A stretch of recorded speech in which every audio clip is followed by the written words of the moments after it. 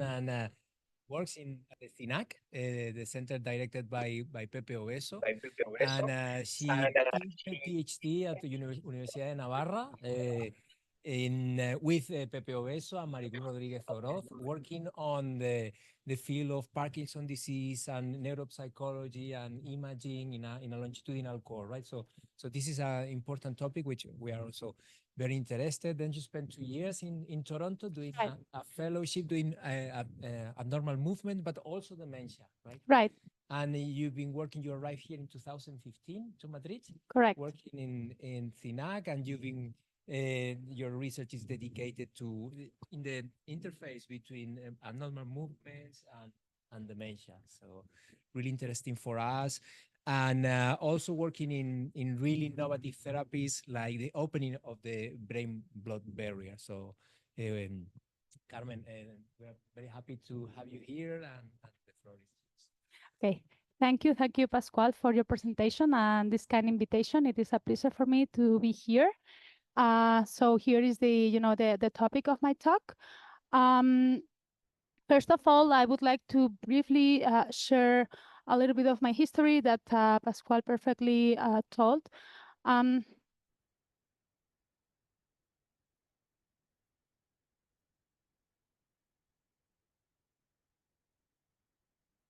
So after doing my neurology residency in Clínica Universidad de Navarra, I started my predoctoral research, and thanks to a Cybernet grant, I was with Professor Obeso for 2 years. At the same time, I was doing my PhD with Professor Rodriguez Oroz, and co-supervised by Dr. Obeso.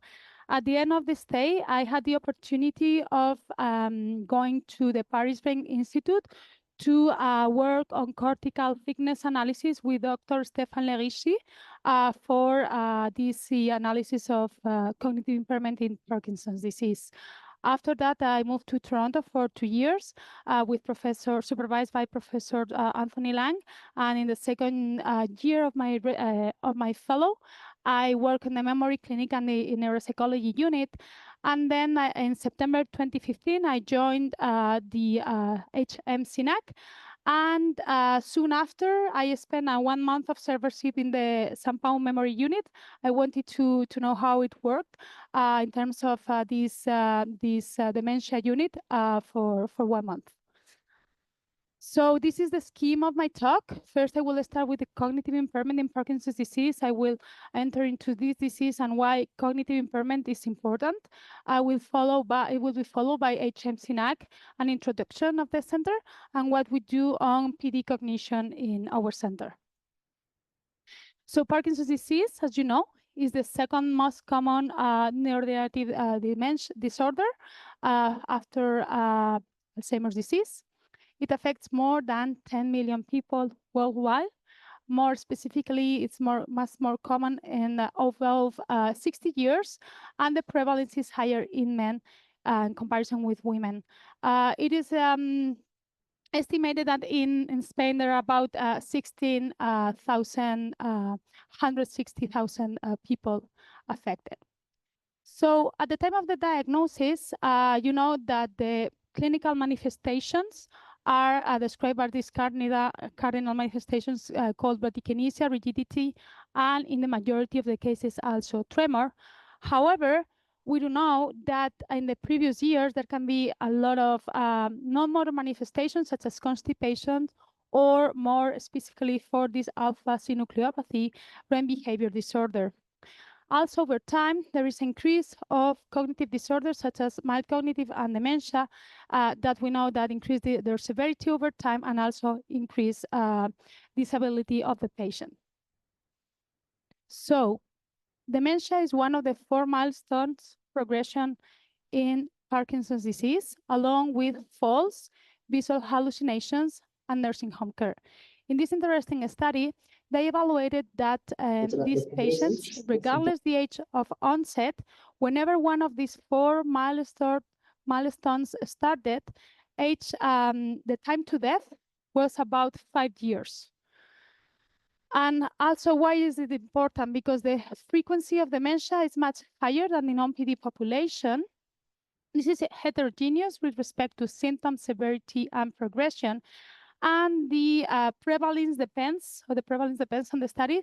But what we know is that if they live enough, for instance, in this cohort of 20-year disease patient, the majority develop dementia over time. So as well as in another type of dementia, there is loss of autonomy and increased caregiver burden. What about the criteria? So they were well established in 2007. And along with functional disability, they should have more than one impaired cognition domain affected, such as executive function, attention, that is usually markedly impaired and may fluctuate, such like in dementia with Lewy bodies, visuospatial dysfunction. The memory, usually recognition, is more preserved than free recalled, and language, that there is no aphasia, there is more typically semantic fluency problems or word finding difficulties. There are behavioral features such as apathy, depression, hallucinations, and delusions, sleep disorders such as REM behavior disorder and excessive daytime sleepiness, and also as another alpha-synucleopathy, it is commonly autonomic dysfunction. And what about MCI? So it is well established now, the concept of PD-MCI, that as well as like in another disorder, it is considered a below average cognitive performance for the patient's age and educational level. Affects also the frequency varies, but it has been suggested that also can be present early in the disease, even up to 20% of the patients. It is considered a risk factor for dementia, or even we can consider just a intermediate state between cognitively normal or mild subtle cognitive deficits and dementia. And there is evidence that it is not needed to have dementia to decrease quality of life due to cognitive issues. So this leads to poorer quality of life. And due to the heterogeneity of the studies, the different criteria used for the different previous investigations, in the 2012, the Movement Disorder Society Task Force developed these criteria that we usually apply. There are two levels. So the most important one, what we should apply for research, is the level 2 or comprehensive assessment. So we evaluate 2 tests per cognitive domain, so a total of 10 at least, with attention, executive function, language, memory, and visuospatial. And when the patient has at least 2 tests impaired, he or she is considered mild cognitive impairment. So if these 2 tests are in the same domain, they are considered a single domain, whereas if they are in different domains, they are considered multiple domain. There is also the level 1 that can be applied as well, but is less specific because they can consider only the global cognitive test or a cognitive battery with lower than the 10 test.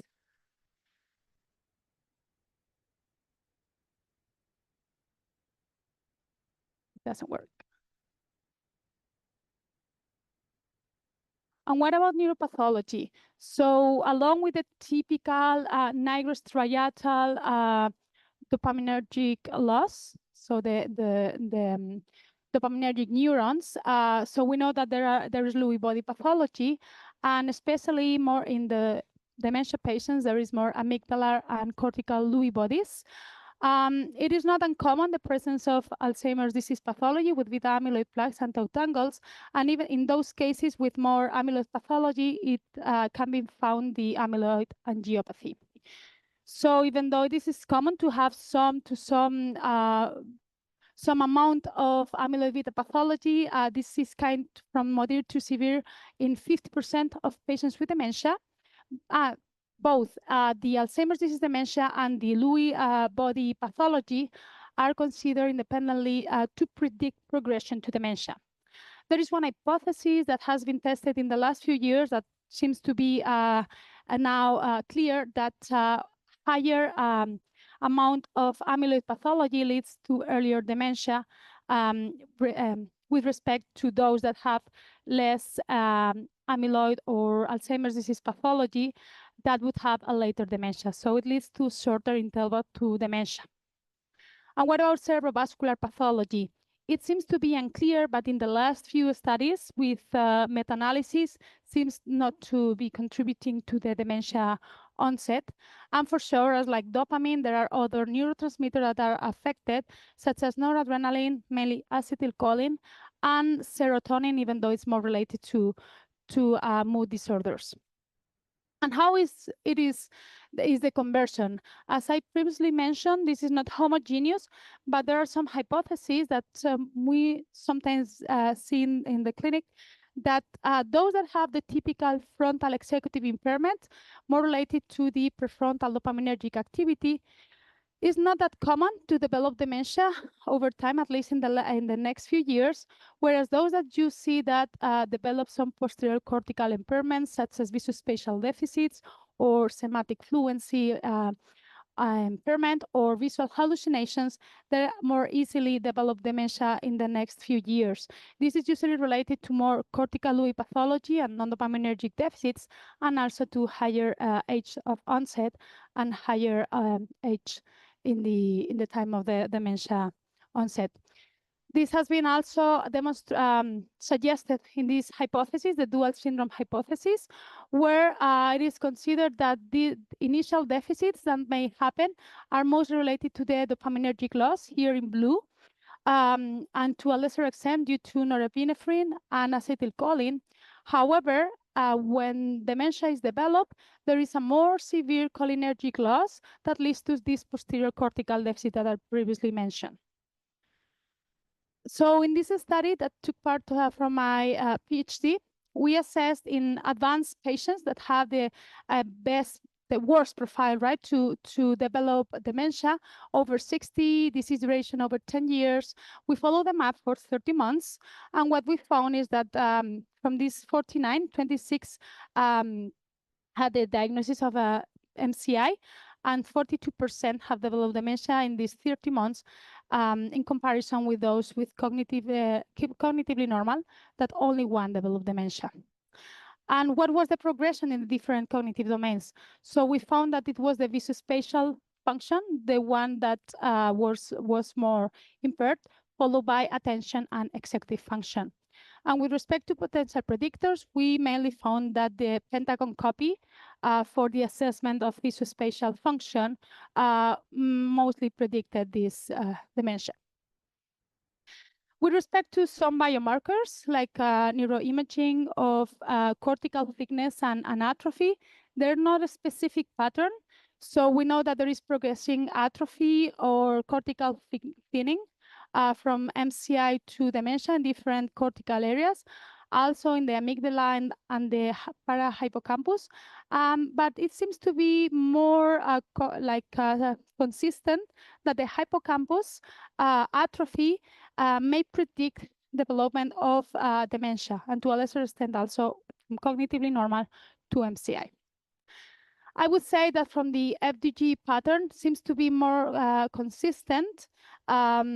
And usually this is a study that was from my former colleague, Pedro Clavero, where the pattern of patients with dementia in comparison with control show this typical hypometabolism in the posterior cortex, mainly temporal, parietal, and occipital, and to a lesser extent in the frontal cortex, where even in the case of MCI, we could also see this angular, the angular gyrus hypometabolic, and also the occipital, and very mild in the frontal cortex. So the finding here, the main finding was that whenever patients were compared between dementia and MCI, still those with dementia show this typical parieto-occipital hypometabolism to differentiate among both. And in this other second study by Dr. Rafael Gonzalez, what was seen is that these areas typically hypometabolic in MCI converted to more atrophy here in yellow, and when they were demented, the patients, and were surrounded by extensive areas of hypometabolism. So it seems that there are hypometabolism and atrophy are consecutive stage of the same process.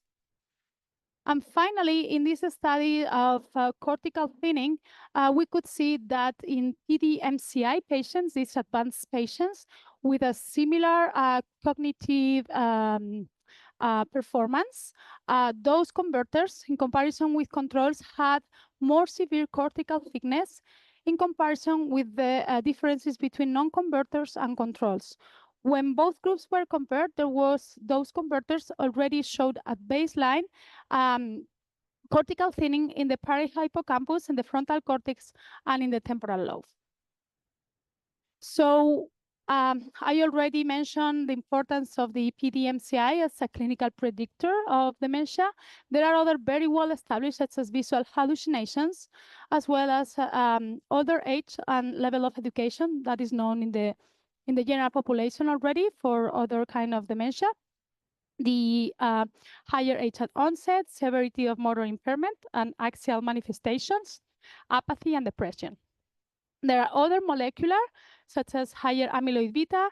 There is so it has been studied with a cutoff in the CSF, genetic factors, mostly the GBA, but also apolipoprotein E4, and MAPT and SNCA, the most common. And also with respect to imaging, there is the volume loss and the cortical thinning and the metabolic changes. And also there is a lot of literature on disrupted connectivity and also on the EEG and MEG. So going back to the clinical factors, in this study, we aim to see the significance of visual hallucinations and cerebral hypometabolism in the risk of dementia in those patients that already have MCI. So we compared a population of patients who already have MCI and visual hallucinations. And interestingly, when we compared those with hallucinations with controls, they showed the typical pattern that we've seen in patients with dementia, but they had MCI. Whereas when we compared those MCI without hallucinations in comparison with controls, there was just mild hypometabolism. When we compare both groups of patients, it was interesting to keep finding this posterior hypometabolism. At follow-up, so we could see that the conversion, so even though we missed, there was a small dropout, the frequency to conversion to dementia after 30 months was higher in those with hallucinations. So these findings supports the importance of considering both risk factors for developing dementia.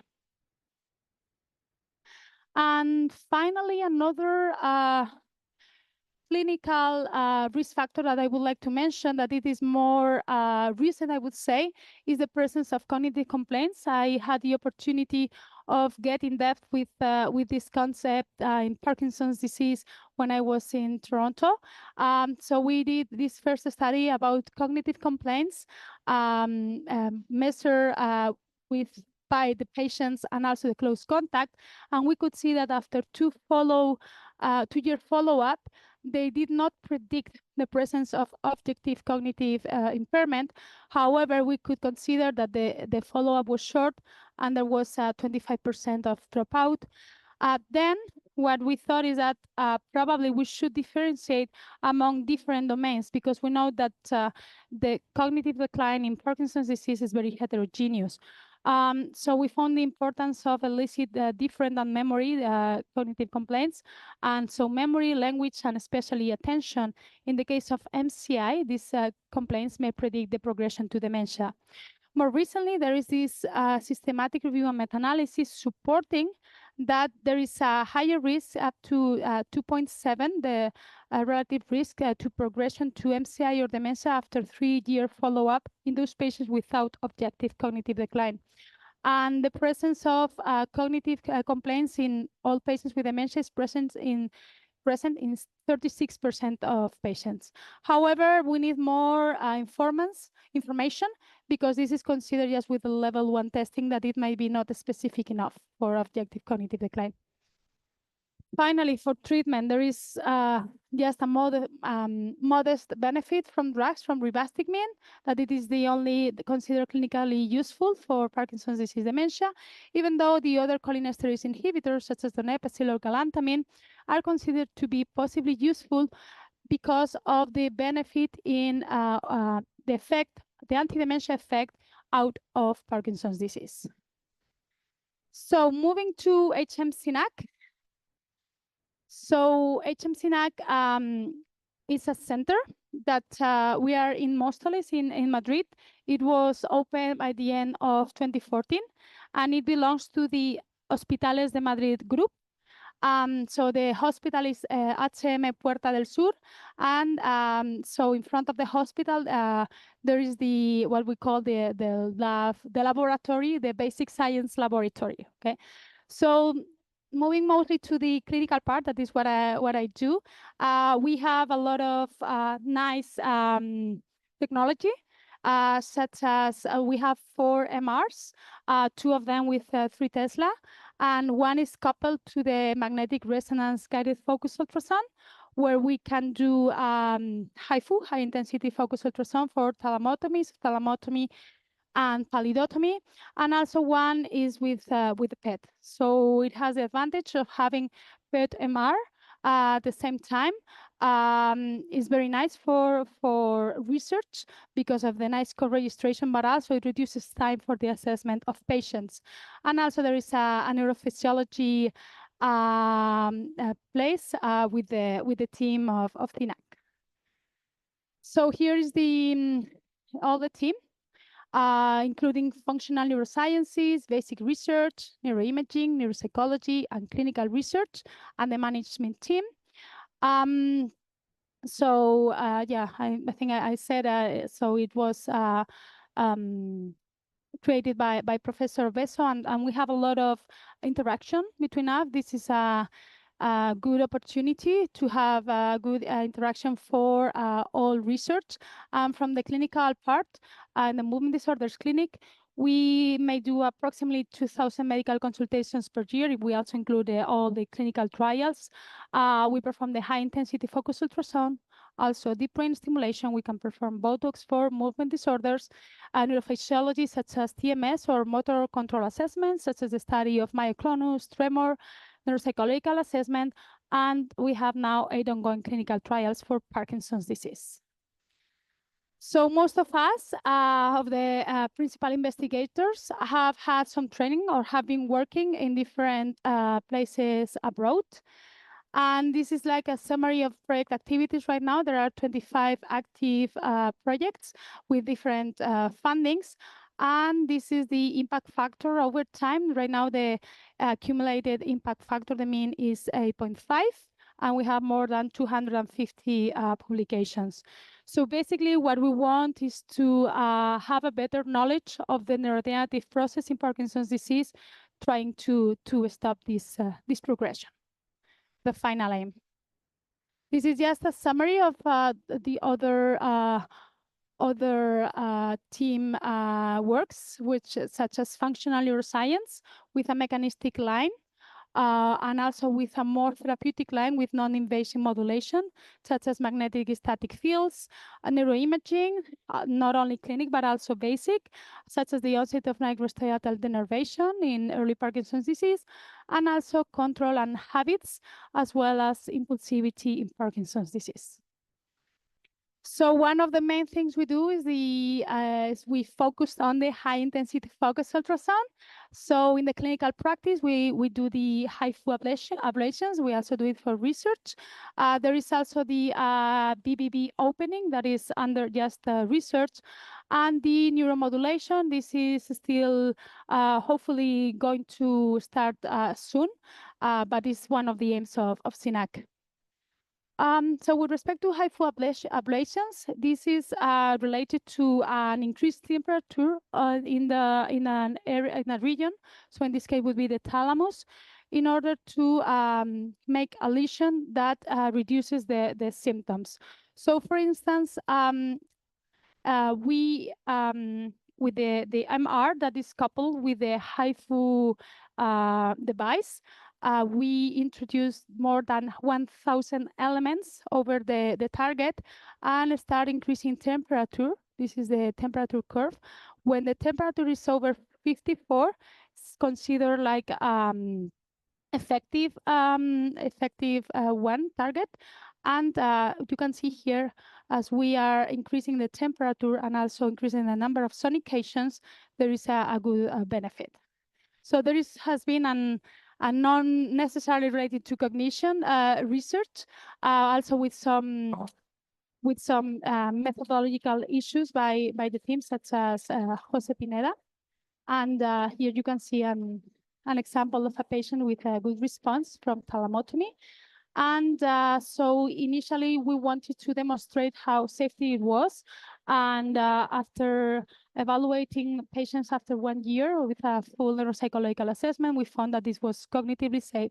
Even 10 of the patients fulfilled the diagnosis of MCI, and there were no significant changes. Then we moved to the thalamotomy. This project has been led by Raúl Martínez. Why? Because this is the main area to target the cardinal manifestations in Parkinson's disease with rigidity, bradykinesia, and tremor. And the main, so the patients that can benefit from it are those with asymmetric Parkinsonism and patients with motor manifestations that are not well controlled, but only in one side, because it needs to be very asymmetric. So we performed first a pilot study in 10 patients showing that this was safe and a preliminary efficacy. And then we moved to a more to a control study with 27 patients under active treatment, and in the SAM 13. And we found that the UPDRS, that is the scale where we quantify the motor manifestation, so the higher the worse, there was a between group difference of 8.1 in the treated side, so in the most affected side. And here we can see a patient that she was very disabled, with left side was the most affected one. And 18 months later, she was having a good benefit on that side, but it has a little bit more. Since the disease progressed, it is the most affected side right now is the right side. Actually, she underwent to the subthalamotomy of the right side in the bilateral subthalamotomy trial, and she had a good response. It was a clinical trial. So these patients have been followed for 36 months, and it seems that there is a sustained benefit. As you can see here, the mean UPDRS score in the more affected side. And also this study included 12 patients, early disease patients with a mean duration of 3 years. So the inclusion criteria was below 5 years. And so the idea here was not to wait until they are very disabled, so they can try to improve their quality of life and see if this changes the evolution. So this was just a pilot study in 12 patients, but the benefit was very high, so a reduction of almost 70% after 12 months. And also 11 out of 12 patients revealed that they were very satisfied, and one of them was satisfied. So right now the need is so we have started with the early focus to do it in a controlled fashion with a reference group that is who is not treated, and also to see if it changed the progression over time.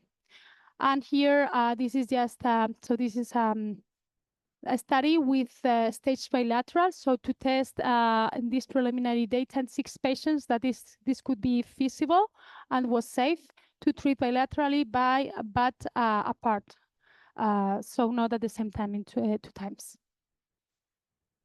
And what do we do on PD cognition in PD at HM-CINAC? So I differentiated among 3 parts. So one would be those protective and risk factors for dementia, supported by neuroimaging, the social cognition domain, and therapeutics. So with respect to protective factors, I was really interested on how cognitive reserve affects in Parkinson's disease and cognitive decline. You know that this is considered the discrepancy between observed brain tissue damage and ultimate clinical outcomes, and it has been suggested a protective factor for dementia. So in this study, we included 53 patients with Parkinson's disease, differentiated between low, medium cognitive reserve and superior cognitive reserve. So this was a scale, the scale from Rami from Barcelona. And we compared clinical and FDG PET from healthy controls. So we found that those patients with low, medium cognitive reserve score worse in several or most of the cognitive domains in comparison to superior cognitive reserve and healthy controls. So when we compare the amyloid PET, the flutemetamol, between both groups of patients, we saw that even though superior cognitive reserve showed better cognitive performance, they already had more amyloid in different brain areas. And similarly, they showed more FDG metabolism, so comparative hypermetabolism as well. It was only in the right side, the right hemisphere. So we performed a correlation between cognitive reserve score and flutemetamol, and we found that there was no correlation. So this suggests that so probably the higher cognitive reserve does not lead to this higher amyloid burden. And there was, in the occipital temporal cortex, there was a correlation between FDG metabolism and cognitive reserve. So we could conclude that in higher cognitive reserve PD patients, there is a better cognitive performance that might reduce the vulnerability to the effect of beta amyloid, and whether the superior cognitive reserve leads to protection against metabolic deterioration deserves further exploration. And then I wanted to move forward to the subjective cognitive complaints, also with the FDG PET. And in this study, what was part of the doctoral thesis as well from Beatriz Fernandez, so we consider that the cognitively normal patient with cognitive complaints could be an intermediate state between those without cognitive complaints and mild cognitive impairment. And it was similarly, those patients were in the intermediate state with respect to cognitive performance. And we saw, in comparison with control, this progression in the posterior cortical, in the posterior cortex, so the hypometabolism, as you can see here, progressively. So no complaints, and MCI. And in the differences between groups, we saw several areas, such as the insula and the temporal cortex, and also in the parietal, supporting that this can be an intermediate state between objective cognitive decline and cognitively normal without cognitive complaints. Finally, with like a clinical risk factor, I was interested in the cognitive fluctuations because they are well studied in dementia with Lewy bodies, but less evidence in non-demented PD patients. So you know that are the arousal in attention with that fluctuations. So in this study, we applied the short scale of the dementia cognitive fluctuations scale in 51 patients, and we correlate this score with different cognitive tests and the amyloid burden according to the fluorobeta PET, and we could demonstrate a moderate to strong evidence according to Bayesian analysis in the amyloid burden. So a higher amyloid, higher cognitive fluctuations, also correlated with worse visual recall memory, and with higher score in the trail-making test B. Interestingly, we found that only 4 patients had a positive cutoff of cognitive fluctuation, so it's a cutoff from 3 out of 4 in this scale. But over a 3-year follow-up, we could see that all converted either to PTMCI or dementia, whereas this conversion was much slower in those who had no pathological cognitive fluctuations.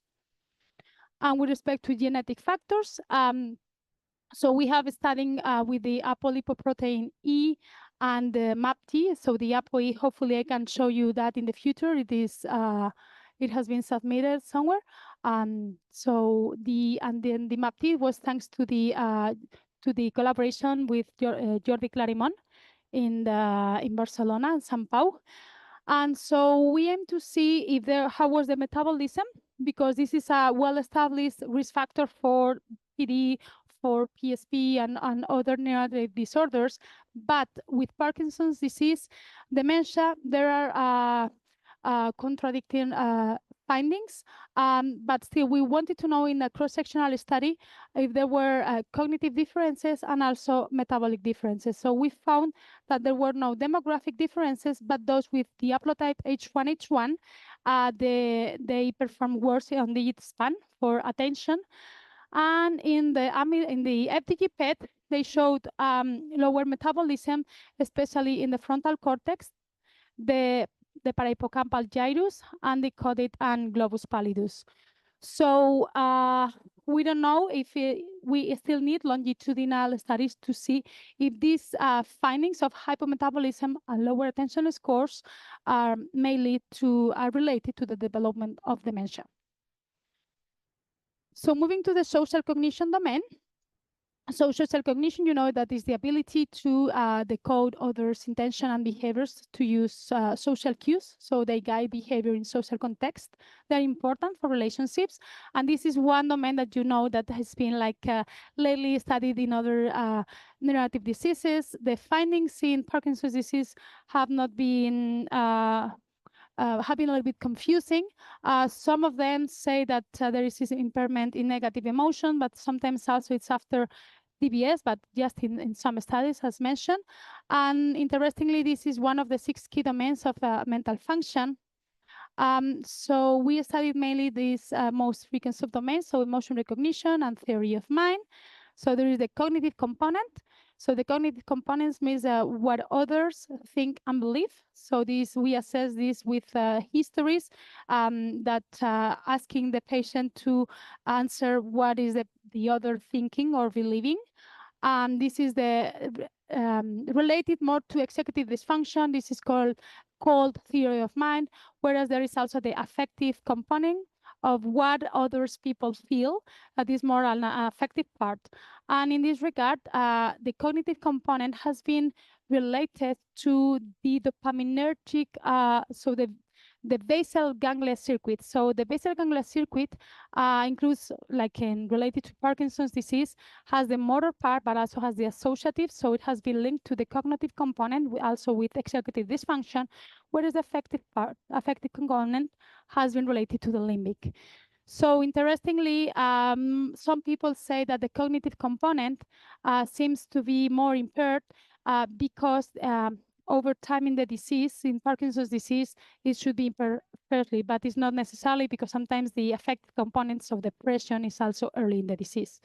So we investigated these 25 drug-naive patients with normal cognition, and because depression can be a confounding factor, we exclude these patients and compare with 20 healthy controls, and we follow them up for 2 years. And also we wanted to know if there were some fluorodopa uptake correlations. So the scores were similar between patients and controls, and also over follow-up there was no impairment. However, we did find some correlation at baseline and follow-up in different areas such as the thalamus and the putamen. So we could conclude that whenever there is no cognitive decline, there is no social cognition impairment. And even though we know we need more studies, there seems to be a relationship with innervation and cortical regions. Also, we moved to see what happened in mild cognitive impairment. So basically, in patients that had more than 5-year history of Parkinson's disease, we compared affective theory of mind, cognitive theory of mind, and facial emotion recognition. And we found that in non-depressed, cognitively normal PD, it was normal. However, when we saw MCI, there was an impairment in both affective and cognitive theory of mind. But in comparison with cognitively normal, MCI only have impairment in cognitive theory of mind. So it would suggest this associative dysfunction of the basal ganglia process. circuit. And we have followed them up for 3 years. And this is the group, so this is cognitively normal. These are MCI patients and these are controls. And we've seen how this associative, this cognitive theory of mind continues worsens concerning over time. And finally, what about therapeutics? So first of all, I already mentioned about the motor part of the subthalamotomy. So we are a multidisciplinary a team, and there was also for sure a full neuropsychological assessment showing that this is a cognitively safe procedure. And then we also wanted to know what about social cognition, right? Because as I mentioned before, so there is the basal ganglia circuit, and the subthalamic nucleus plays a central position there. So, and also we know that patients with surgery, the DBS STN, may have some impairment, mainly in facial emotion recognition, but they are bilateral. So we wanted to know what could happen in those patients in comparison with some control after 4 months. And so there were no differences at baseline in the demographics, and we found that there was no worsening in any of this, okay, of the affective, cognitive, or theory of mind of facial emotion recognition. So we could demonstrate also moderate evidence to support that this is safe, and also by exploratory objective, we could find some evidence, but anecdotal, that could improve, but we need larger samples. And we're moving to the BBB opening. This is something that we want for any neurodegenerative disease. We want disease-modifying therapies. We know all these big failure in many drugs in Alzheimer's disease. And it is known that the success rates of clinical trials phases for CNS is much lower in comparison with non-CNS drug categories. So one of the reasons can be the blood-brain barrier. So we know that most of the large molecules do not cross the blood-brain barrier, and only less than 2% of small molecule drugs. So there have been many trials with many techniques trying to opening, but most of them showed either a specificity or safety issues, such as intraventricular implants or intracerebral implants or osmotic opening. So in the last few years, it has been developed the low-intensity focused ultrasound guided by MR, where we inject these microbubbles that can be seen here. We introduce them by intravenously. And so you expose the ultrasound to the place where to the bloodstream, and these microbubbles start oscillating by increasing and decreasing in this size. And so what it does is to open the endothelium, and it's called this stable cavitation. So this is a physical mechanism. And so in the case there would be a drug, this would enter into the brain. So thanks to the microbubbles, we facilitate this stable cavitation, and we need less energy. So this was demonstrated in mouse with a reduction in amyloid and tau, not only with antibodies, but also without the antibodies. Like there was a response by reducing that. And more recently, in the rats, it was shown that when combined the ultrasound and the aducanumab antibody, there was a significant decrease in the total plaque, as you can see here, comparison with sham. And there was an additive effect from aducanumab only and focused ultrasound only. Also in 8 mice repeated BBB opening, there was no increased cerebral amyloid pathology or microbleeds, and probably there is also a neurogenesis, especially in the hippocampus. So it has been demonstrated in several studies in Alzheimer's disease patients in several areas, up to 3 times. And for instance, in this last one, hippocampus, under cingulate cortex, and precuneus. And it was safe and feasible. There was no clinical improvement, but in some of the studies, amyloid reduction according to florbetaben PET was shown. So we reported that in Parkinson's disease dementia, we thought that they could benefit less from any drug. So we defined this pilot proof of concept study in 5 patients with dementia, focusing on the right parietal occipital-temporal junction, because we know that this is a very vulnerable area with a lot of pathology in Parkinson's dementia. And as you can see, here is whenever we open the BBB, this is the gadolinium enhancement that disappears over in the next 24 hours, usually. So it was safe, feasible, and reproducible. Interestingly, apart from the no serious adverse events, we found a mild improvement. Probably it was temporary. We could not follow them up longer in some cognitive domains, but we didn't find any change in FDG metabolism or flutemetamol. Then we wanted to go 2 steps so that happens sooner. So the vulnerable areas in PD patients, so the nigrostriatal system. So we know the putamen is related to motor symptoms, but also to cognition.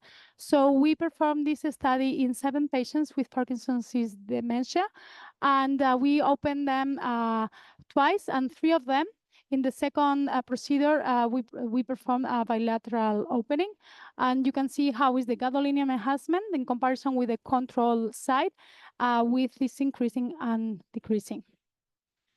So since we were impacting in the posterior putamen, we wanted to see that there was no further dopaminergic loss. So we found that this was safe. There was no significant change in the DOPA PET, but we found some significant amyloid reduction in this target in the posterior putamen after the procedure. Finally, in the nigrostriatal system, we wanted to go to the substantia nigra, finding that it was also safe and feasible. We treated 3 patients, and also at the same time, several of the procedures patients were treated in the putamen. So it was done with no problem. But we need to demonstrate this first before moving with some medication, but we wanted to indirectly see that there was brain penetration. So this is why we included the calling PET. So the calling PET, the tracer does not cross the blood-brain barrier. And when it crossed, in this case, because it was open, this binds to the cell membrane. So this indirectly says that there could be penetration. So it's not only that goes to the bloodstream, but also would enter. So we could say that it is feasible and well tolerated, and there is indication on penetration in the parenchyma. This is from the experimental lab from CIEN, and so thanks to this study, so we can see that there can be done that more extensive regions and several regions involved in Parkinson's disease process that are safe. And interestingly, there was a successful delivery of this viral vector, AAV9, restricted to the areas of BBB opening because this was injected just after the procedure, and it was seen in the tissue, and as well as the positive calling PET. So we can conclude in this part that this minimally invasive technique could effectively facilitate delivery of these putative neurorestorative molecules to brain regions vulnerable to neurodegeneration. So more recently, as you know, there was a pilot study on 3 patients with Alzheimer's disease were treated with aducanumab. It was 6 times, so it was monthly. And at the same time, they were receiving this focused ultrasound BBB opening. So here is a study of an example of 1 patient that there is the reduction over time of the amyloid burden. And you can see here the amount of amyloid in comparison with only aducanumab infusion and aducanumab plus BBB opening.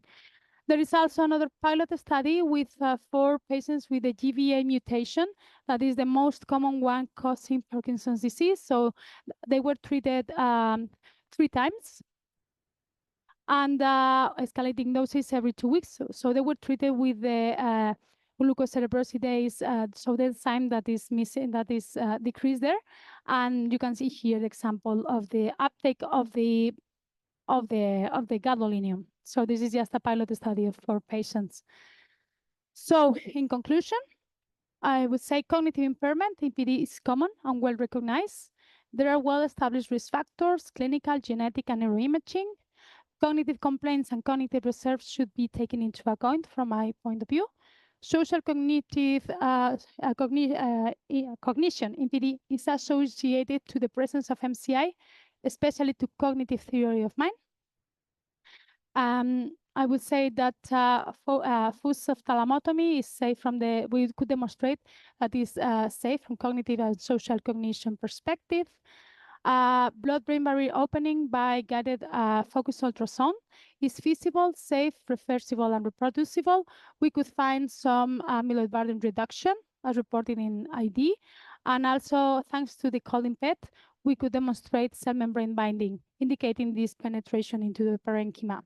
So this could be used for using delivery of putative neurorestorative molecules of brain regions vulnerable to neurodegeneration.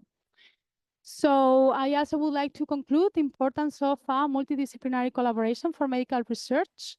Thank you to all the CIENAC team, especially to the clinical team, and to these people that have made a significant contribution to all this research, and especially thanks to the patient relatives and their controls.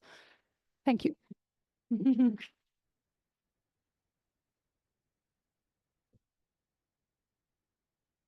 Thank you very much, Carmen. Amazing, and a lot of information. Question for Carmen. Mitchell, I've been taking notes. Thanks. Yeah, that's a lot of information. Luckily, I was already familiar with some of these earlier studies. If I want to go back or start the questioning with one of the earlier slides on the neuroimaging patterns associated with cognitive impairment in PD, like PD-MCI, PDD, you showed that that hippocampal volume or hippocampal atrophy on structural MRI was a good predictor for dementia. And then the hypometabolic pattern on FDG PET is also a very good predictor, but in totally different brain regions, right? So more posterior cortical hypometabolism was very predictive of development of dementia, but not so much in medial temporal region. So why is it that hippocampal atrophy on structural MRI is so different? Yeah, I see. That's that's a good point. We don't know why, but this is not typically hypometabolic. So we don't know if there is other neuropathology that is there that we don't know. That is usually more atrophy than hypometabolic. But this was also, this was in the study that I showed from the two-step process. Interestingly, there was more atrophy in the hippocampus than hypometabolism. So we don't know. I don't know if it's related, could be also some Alzheimer's disease pathology or some other pathology, but there is not, as you mentioned, the typical hypometabolism, like in the other, like the posterior cortical regions. We're seeing that there are not many data in Parkinson's disease comparing structural MRI atrophy to FDG PET hypometabolism, but in our recent studies from the Seville cohort, we're seeing exactly the same thing. So atrophy is much less pronounced in general than hypometabolism on FDG PET. Yes. But the atrophy that you see is typically more in the medial temporal lobe and not so much in these posterior cortical areas. That's it. Yeah. We don't know why. We don't know why. But I totally agree that the hippocampus seems to be like here in the atrophy, but not the metabolism. And this was actually it was somehow discussed in this study that this is not explanation, or if also more alpha-synuclein. That I don't know, that for whatever reason there is not doesn't allow that decrease of glucose metabolism. Yeah, I don't know. Very interesting. I have also another clinical question. It's not like directly related to your to the slides or your studies, but I really couldn't find an answer to it. So there's always this very highly elevated risk of dementia in GBA carriers, right? So, but apart from having a higher risk of developing dementia, do these GBA carriers also have a different phenotype, or do they have a typical hallucination, executive dysfunction with a spatial impairment phenotype? Yeah, so there are several genetics, several mutations, but in general, some are more aggressive than others, but in general, I would say that is kind of, so if they are Parkinson's disease, they are more close to the dementia Lewy bodies. So with more rapid cognitive decline, more hallucinations, more autonomic dysfunction, and probably, yeah, so more rapid and less significant like the motor picture, or when we see this motor picture like in dementia, we see more axial features. So I would say like a rapid progression.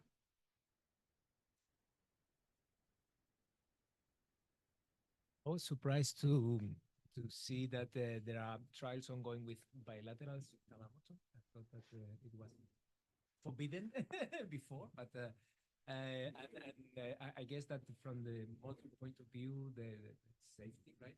But also, I wanted to ask you from the non-motor point of view, cognition and emotions, these kind of things. Do you have already data on that? Because Yeah, so still, so there are just 6 patients that I understand. So the fear of that, but they were really like a stage, like more than 1 year after the first sight. So this is, so it seems that at least the brain gets like to like restores at least like a more stable way, right? And so this was from the cognitive part was okay. The most frequent adverse event that so was mild but was persistent. 2 patients had so mild speech issues that at the end, so they were mild. And so it was at the 6 months. So sometimes we may see some other like in any of these procedures, but most of them are transitory. But for sure, this is an issue that for sure this is a bilateral lesion. So as I recall, one had dysphagia but was transient.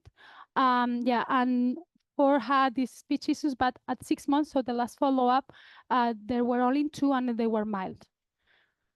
That's the thing. At the beginning of the presentation, I saw a small picture where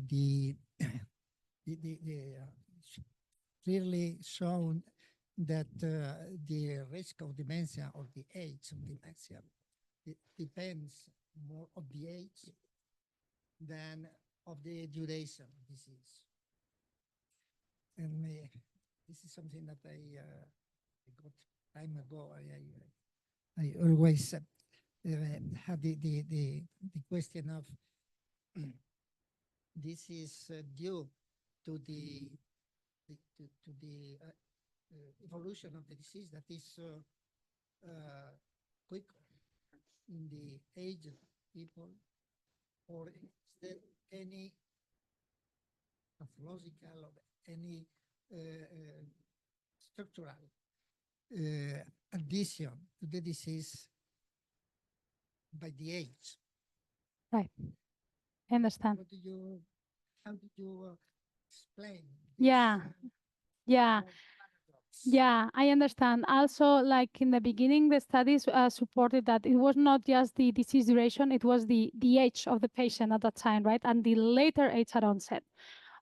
So what we see is that those that have early onset, so below 50, they don't usually develop dementia. So probably they could like after 30 years, but unless there is like an aggressive mutation, this is not that common. This is more dopaminergic, I would say, probably Lewy bodies, even though some forms may not have Lewy bodies. And also when we see a later age, for sure, I think there is more additional issues. There are more.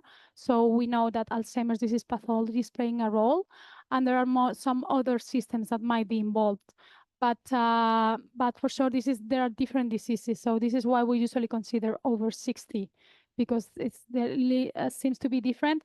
And when we want to evaluate early patients, we usually see like more younger, like below 65, because they may have, we don't know, it may be even vascular that we may not see at all, or some other pathologies that are related to the age, not only the Parkinsonian. As far as explained by the addition of, mainly by the addition of other pathologies linked to age. Right, probably, yeah. And another question about the IFU, the opening of the barrier.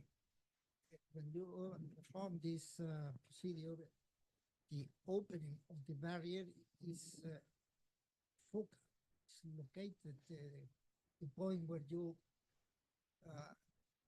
send Right. the ultrasounds.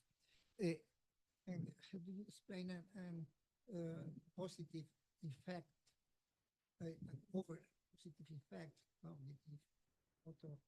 the motor effect may be really explained by the lesion nuclei where the dysfunction, the motor dysfunction is mainly produced by the effect of the cognitive improvement. Help you explain this improvement produced by a focal action. Right. So yeah, so with respect to that, so we do not have a definite explanation. We cannot also rule out an placebo effect for sure. So there is this area is linked to cognitive decline, but we know that there are some more other areas. So we don't have. It could be that there are just 5 patients, and the other thing is that because sometimes we may find some amyloid reduction that was not the case. Also, this could be, even though it's not sometimes correlated, I know it's more like with tau, could be that. So we don't have this definite explanation, 5 patients, but I would say either placebo, either we can impact somehow because this is diffuse. So it was not just a big, it was, we could not do statistics because they were just 5 patients, but we may impact in the vulnerable area related to cognition. And the other is if there was some pathology related, because sometimes it has been hypothesized that there is some microglial activation there that reduces the pathology, but we don't know exactly. Question. I have one last question. Sure. You've been talking about co-pathology. We give much more importance now to co-pathology. You said that Alzheimer's disease pathology is a risk factor for developing dementia in a Parkinson disease patient. Do you think that, for example, before deciding if you are going to do TBS to a patient, perhaps you should consider testing with Alzheimer's disease biomarkers of this kind of thing because that could be an important thing to add to the. I know you do a screen, right, with neuropsychology, very detailed neuropsychology, but maybe it would be more efficient to do biomarkers in individuals to rule out that are. Right. Yeah, it's not a bad point. The other thing is that if the patient is asymptomatic and develop cognitive decline in the next 6 years or so, maybe he could benefit from the DBS. But yeah, so it depends. So for instance, I would do that for those who have MCI. So because they're not a strict pattern to rule out DBS or not. So those that may have a little bit of posterior cortical dysfunction, maybe it would be interesting, or even just exclude them. But probably this would support if it's more risky. But definitely there should be a study analyzing the effect of having this Alzheimer's disease pathology. Could be, I don't know. For example, we now, from the other side, we are considering that those individuals that have Lewy body pathology, probably they don't do that well with the anti-amyloid drugs. So probably maybe we should exclude them to not to treat those that have co-pathology, because we have to select those to optimize the treatments. Right. This is something that perhaps we should at least study and know what is the effect of co-pathology now that we have the tools, the biomarkers, to really see the different trajectories depending on the composition of the pathology. Yeah, it can help depending on the case. Also, there is one study on GVA as well to see that they test how is different maybe the follow-up in GVA because it's more aggressive.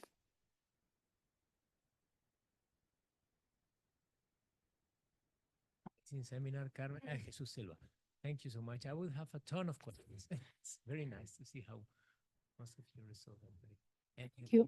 Agreement and so. You know, Jesus. I don't know if you can hear me.